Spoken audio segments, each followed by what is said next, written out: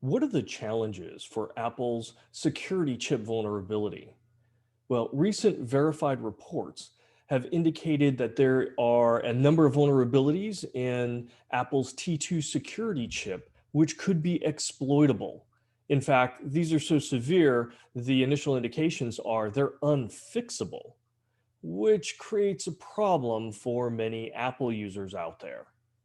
Now, this isn't the first hardware based vulnerability in chips. In fact, many companies have had some pretty severe vulnerabilities that could be exploited in their computer chips. So you kind of have to ask yourself, well, why would you put security controls in the computer chip? Well, it kind of makes sense. There's significant benefits to put security in hardware versus anywhere else in the stack. But there are also, again, equally severe drawbacks if a vulnerability is discovered that can be exploited. If we look at the entire stack of a computer system, in fact, and you think at the top you have data and then applications, and under that you've got virtual environments or containers, and operating systems is a big part of that. And beneath that, you've got firmware. And finally, you've got the hardware, the computer chips. Now, the further you go down this stack, the more benefit you have from a security perspective, right? No matter where you are, you can see everything for the most part above you. You can't see anything that's going on below you. So the farther you are down, the more visibility you have, and the less chance somebody's going to be able to go in and evict you. Now, at the very bottom there is the hardware, and that's a very coveted place to be. And if you've got security controls in there, again, you can see the entire stack above you. Very, very difficult for bad things to hide. But it's also a problem if there's an actual vulnerability that attackers can exploit down at that low level. Because down in the hardware, it becomes very difficult to patch. And in some cases, you simply can't. It's embedded in the silicon. So that creates both an opportunity for the hackers, but a bigger opportunity if security is done right. In this particular case, a vulnerability was discovered that was exploitable or is exploitable. And so Apple now has to kind of deal with that.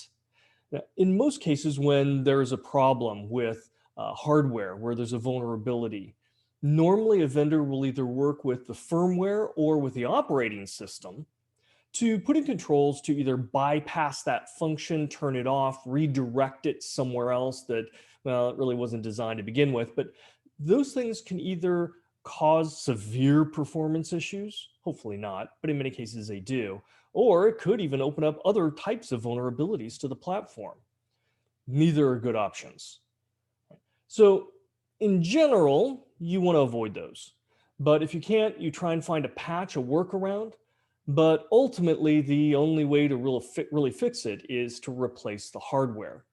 Now, if I had to guess, I would assume that Apple engineers are working feverishly right now to understand in the silicon where the vulnerability exists and how to fix it, maybe even to design something different.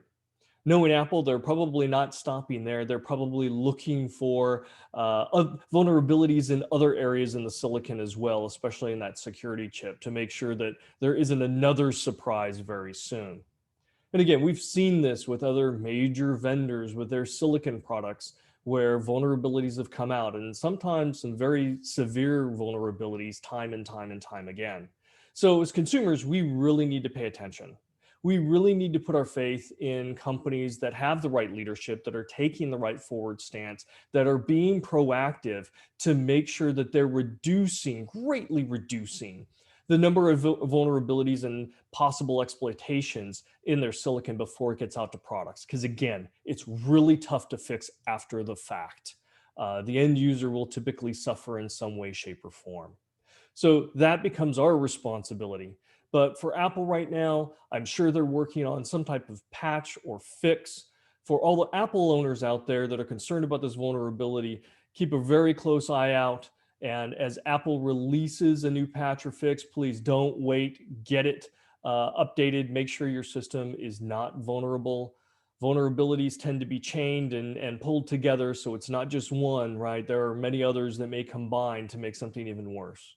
So keep an eye, and for all of us, let's make sure that we're holding accountable the companies that are manufacturing these incredibly high technology pieces of silicon and other pieces of hardware, because that's the bottom of that stack and it has to have the most trust compared to anything above it.